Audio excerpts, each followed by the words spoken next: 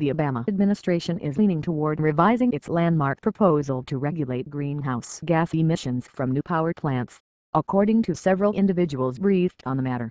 A move that would delay tougher restrictions and could anger many environmentalists. The discussions center on the first-ever greenhouse gas regulations for power plants, which were proposed by the Environmental Protection Agency nearly a year ago. Rewriting the proposal would significantly delay any action, and might allow the agency to set a separate standard for coal-fired power plants, which are roughly twice as polluting as those fueled by natural gas. While the move could bolster the administration's legal justification for regulating power plants' carbon emissions, any retreat on the rules would be a blow to environmental groups and their supporters, who constituted a crucial voting bloc for President Obama and other Democrats in last year's elections. Individuals familiar with the matter asked not to be identified because a final decision has not been made. The White House declined to comment. Obama, who is visiting Argonne National Laboratory outside Chicago on Friday to tout his clean energy agenda, has vowed to fight global warming by using his executive authority since congressional Republicans have blocked climate change legislation. Regulating utilities represents the best opportunity for the president to cut the nation's carbon output. Last year, the EPA proposed the first-ever greenhouse gas standard for new power plants, which would require any new power plant to emit no more than 1,000 pounds of carbon dioxide per megawatt-hour of electricity produced.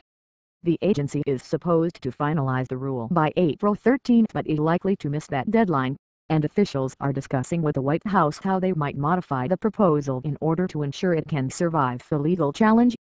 Environmentalists are particularly worried about finishing the standards for new power plants because they are less controversial than imposing carbon limits on the existing plants that emit 2.2 billion tons of carbon dioxide a year, or 40% of the nation's carbon output. The Obama administration has yet to say if it will pursue that policy.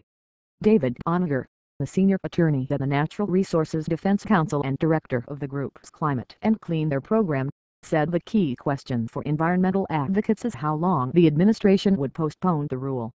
It's critical to get this standard out without delay and get onto the standards for existing sources, Onager said. The deadline is coming, and if the deadline isn't met they should expect groups like ours will take legal action to meet their responsibility. Frank O'Donnell, president of the advocacy group Clean Air Watch, said the EPA set the gold standard when it proposed requiring any new power plant emit no more CO2 than an average new U.S. gas plant. The question is whether this weakens it, O'Donnell said of a possible revision. It's hard to see it strengthening it.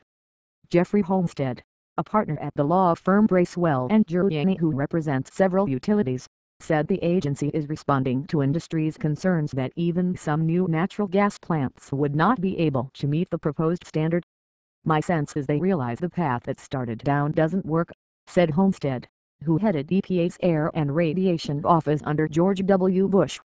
This proposal is so completely different from anything they've done before they've created a problem for themselves. The EPA is sure to face a lawsuit once it finalizes a greenhouse gas rule for new power plants, as well as the prospect of legislation in Congress to overturn such a rule.